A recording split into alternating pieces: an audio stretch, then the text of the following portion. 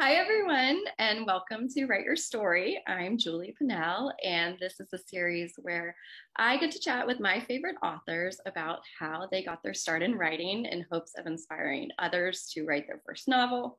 And today I'm joined by best-selling author Jamie Brenner. Hi, Jamie. Hi, Julie. This is Thank so you. much fun. I'm so glad we're getting the chance to talk like this because we talk about these things when we run into each other in person, but this is a great way to really put it out there. So, congrats on this fun little Thank, series you have.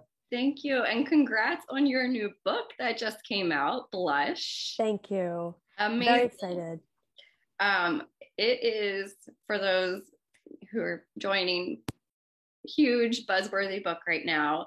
It has been listed as a must read by so many publications, including E! News, Bustle, Good Morning America. I mean, it's everywhere. So I'm so happy for you. Thank you. Yeah, this is like a real, passion project, the book I've wanted to write probably since I've started writing at all. It just took me some time to put all the pieces together. That's amazing. Well, we're going to talk more about the book in a minute, but first, as I mentioned before, this show, a lot of audience members want to write their first novel, and I always think that the craft is important, but also the story about how someone first got started in writing is also really inspirational. So I kind of wanted to talk about how you got your start, and I know that reading has always been a passion of yours, even in childhood. You grew up with Judy Blume books, just like me. She's inspired so many people, right? Yes. Um, but I wanted to know, when was the moment that you realized that you could be an author yourself and that you could write a book yourself? I felt from the time I was little, like that I could do this, that I wanted to do this, that I was like, there was nothing really else I could do. Mm-hmm. But as I got older, quote, reality set in, and I didn't have any role models in my life, like people I actually knew who had careers in the arts. So to me, it started to seem unrealistic and indulgent to take writing seriously. Hmm. So when I was out of college, I did the next best thing, which is I got a job in book publishing, working for HarperCollins. And for the next decade, I had lots of jobs in all sorts of areas of publishing books, book scouting for film companies. And gradually, I started to realize there's no magic to writing a book. It's just a matter of sitting down and trying and being persistent and being willing to write a bad book first and being willing to be rejected by agents or publishers. Mm-hmm. By thinking that there was some magical permission that comes from the universe, I was holding myself back. And it just took me time to let go of that. Mm-hmm. Yeah, I love that. I always say to anyone who wants to write a book is to just do it, right? Yeah. Um, yeah, I think that's great advice. Um, and so you mentioned that you worked at HarperCollins before you started writing your first book. Did anything that you learned there, did that transfer over to your writing? Um, Well, it was definitely eye opening to see what happens behind the scenes and mhm. that even a great writer could hand in a sloppy manuscript. I saw how the editors contribute, publicists contributed, marketing contributed. And it made me slowly understand that no one expects you to sit there alone at your desk and turn in an instant bestseller. It is like that whole expression, it takes a village. Right. And I saw that village in action for some really top authors. And that was when I began to change my feeling about how the whole thing works. So I also learned understanding that when you're writing a book, it will have to be sold. It will have Right. to fit on a bookshelf in a bookstore. And if you don't know what shelf your book would fit into, then maybe you don't really have your book figured out yet. And of course, there's always exceptions to things like that. But aside from thinking about craft and the art of it, which is what's the focus of writing programs, undergrad, Right. I started seeing the business side of it, and it gave me like another layer to how I thought about producing a story. That's really interesting. And I think that that's great that you got that experience and, being able to see behind the scenes, like you said, that's great. So one thing that you've said before is that, going back to your passion for reading as a child, that these books that you read still, you still hold them deeply in your heart. And that you hope that one day that your stories will touch the lives of others as well. And I love that because I think a lot of times when a writer is writing, we can get into tunnel vision and think about plot and characters and settings, and you kind of like might lose focus of the fact that this is for a reader and somebody who's reading. So I was wondering, do you envision your reader when you're writing? And if so, how do you cater to them? That's an interesting question. It's impossible as much as we want to envision the reader, because you never know what any person is bringing to the story. Mm-hmm. So I think on some level I'm writing to myself, and that's why I keep coming back to themes of mother-daughter relationships, because my own relationship with my mother is so fractured. I'm sort of engaging in wish fulfillment by writing mothers and grandmothers that I wish I had in my life. Yeah. And I also, I think so much about the woman in midlife, which is where I am, and the idea of it's never too late, and that things, it's not just being 20 where things can happen and life can change or you can discover something new. So I didn't necessarily set out to have all these middle-aged or older women, but they keep popping up as I'm devising stories. And I think it's because I'm really convinced that it's important we believe that the second half of our lives can be just as thrilling, fulfilling, if not more so than the first half. Mm-hmm. So that's something I definitely keep coming back to in the books. Mm-hmm. That's great. So when you were writing your first book, what was the most challenging part of it? And have you learned anything to make it any easier through the years? Plot and structure are always challenging, particularly the middle of the book. I think a lot of writers start out either knowing their beginning or having an idea of the ending. And of course, the big question is how to get there. Right. And knowing what characters you need to serve the story. The first book I wrote, full-length novel, was called The Wedding Sisters.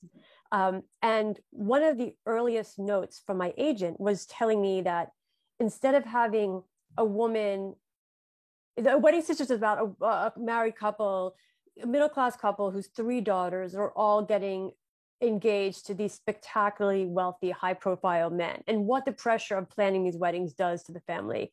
And I originally had the mother of the brides dealing with her sister as well. And my agent gave me this note early on that she should be dealing with her own mother. Mm-hmm. And that tweaked the dynamic of the story just enough to really give it the legs to get to the finish line.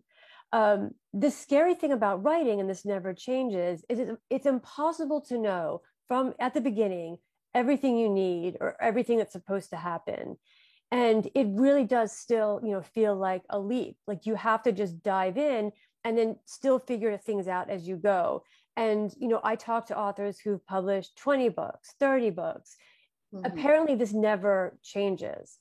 So whatever I learned through writing my first novel, it has not saved me having to go through that process with every subsequent book. And right. I think that's a really important thing for writers to accept and not feel like, why don't I know how to do this yet? Because you never know. Right. It's always hard, right? Yes, it's always hard. But it's always really fulfilling too when you finish it.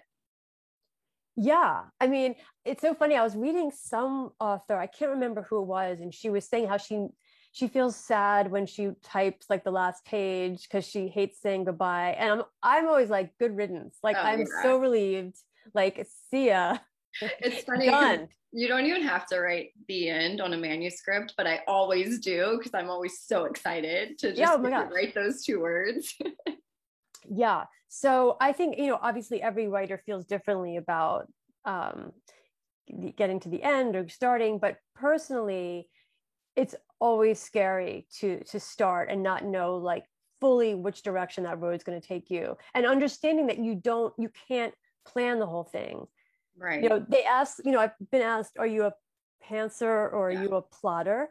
But even the most ardent plotter cannot sit down day one and know everything that has to happen. That's so true. Yeah. How many drafts do you usually go through? About 3, 2 to 3. That's good. Yeah. You're efficient. It's so funny because when I do 3, I start feeling like, oh my gosh, like, why am I not getting this? So, it's so crazy because if I have to do it, like my 3rd draft, sometimes I have to rename a character just to keep it fresh. Like, I can't even look at this name, or I have to think about her differently. So I'm going to rename her and maybe like envision her as looking slightly different to give me like a fresh breath into the story. That's a great tip too. I like that. Speaking of tips, what do you think what's your biggest advice for somebody who is writing their first novel? It seems so simple, but just read a lot. Mm-hmm. Read a lot, and read a lot in the space you're writing in. Because I never took an MFA class or had any formal training. I mean, those are your teachers. And think about, why am I turning this page? Or why did I put this book down? Like, these are things that even if you're not sitting there taking notes, you're absorbing these storytellers in a way that if you are stuck or if you're reading through your manuscript, you will have that in your arsenal. Mm-hmm. That's great. Great advice. And a lot of the authors who have been on always say that as well, just how important it is to read. And of course, reading is also really fun. And if you want to be a writer, you should also want to read. So. Well, yeah, I think it's hard to imagine someone who doesn't read a lot wanting to write a book. But I think the distinction is like, if you're writing a mystery, but all you read are romance novels, like, you have to rethink that. Like, the thing that you go to pick up in the bookstore, at least in the periphery, it should be the place where you're trying to write. Mm-hmm. I think, because I think that's where you're going to have your most natural storytelling. Yes, definitely. Okay, so we've come to the part where we ask 5 quick questions. So off the top of your head, first thing that comes to mind, I saw you take a sip of coffee just now and question it. I don't know if this is the answer. What is your favorite drink to sip while writing? Coffee. Busted. Yeah, for sure. Okay, well, see, I was like envisioning you drinking rosé the whole time while writing this. Oh my gosh, that's called like image versus reality, right? Like, I can't do anything when I'm drinking. I don't know how like all the old boys like Hemingway or whoever were drinking and whatever, and they were drunk and knocking out these manuscripts. Like, that's just not reality to me in any way. That's funny. Okay, so Blush is a book about a book club. And I know that you've been in book clubs. So I wanted to know, what book club pick that have you had in the past has sparked the most interesting discussion? Wow. I have to really look back because it's been a long time. Sorry, that one might be hard.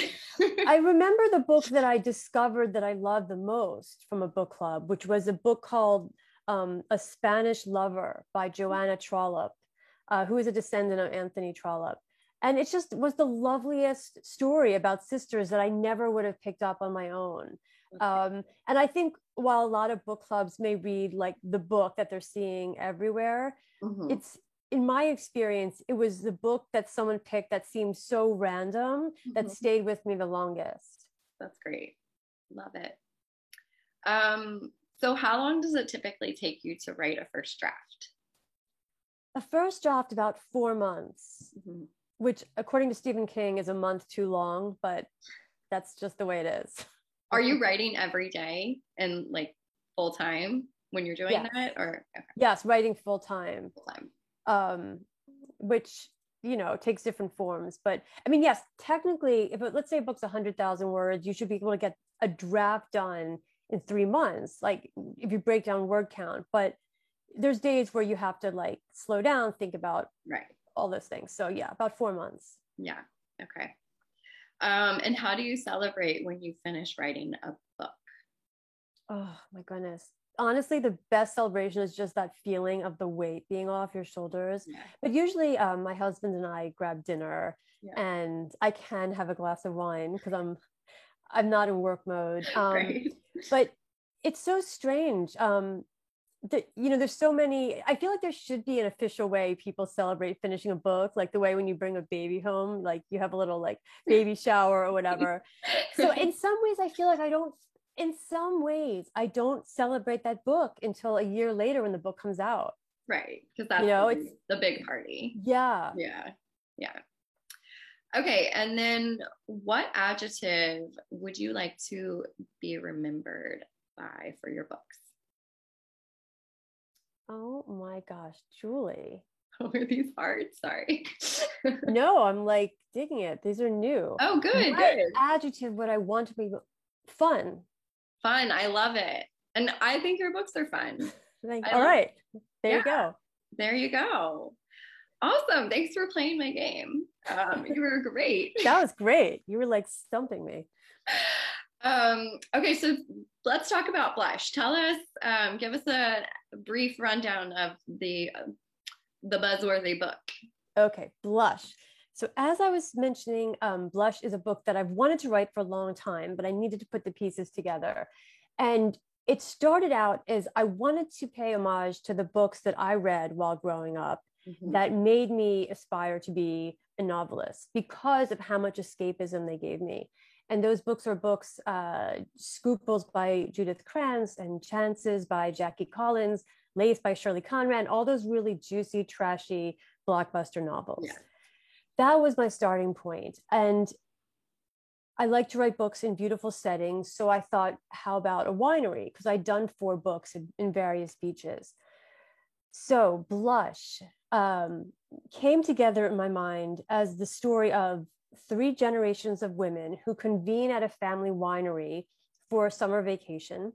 And it's the grandmother, the matriarch, who lives at the winery, her middle-aged daughter, Leah, and Leah's daughter, Sadie, who is in college. So they convene at the winery, everything's great. And then Leah realizes her parents are in financial trouble and they're going to lose the winery.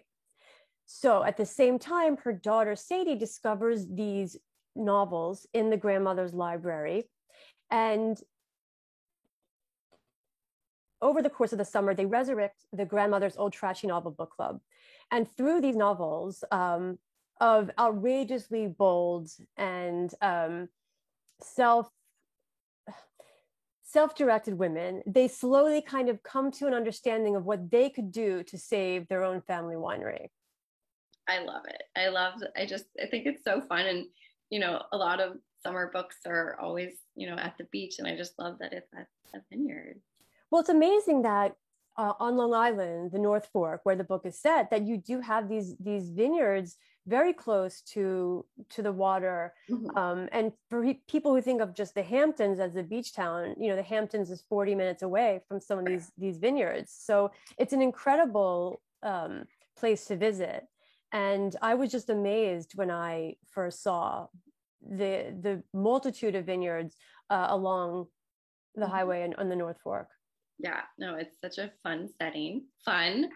There you go. Exactly how you want to be remembered, right? Yes. So tell us where we can find you and connect with you online. So my favorite online spot is Instagram. So I'm at Jamie Brenner Writes. And that's where I'm most active and definitely best at checking messages there. I'm on Facebook, Jamie Brenner author, I think. I'm always confused even how to find myself on Facebook. And I'm not on Twitter. So I'd say Instagram is the best place to find me. I have a website, jamiebrenner.com. You can sign up for my newsletter. especially this time of year, it's probably the best way to keep track of where I'm going to be and where you can get signed books and that sort of thing. Yeah, and you have a lot of events coming up, so people can check that out and meet you online. Yeah, and in person. Yes, some in person, some virtual, something for everyone. Yes. This summer. All right. Well, thank you so much. Thank you, It's Julie. been lovely chatting with you. You too.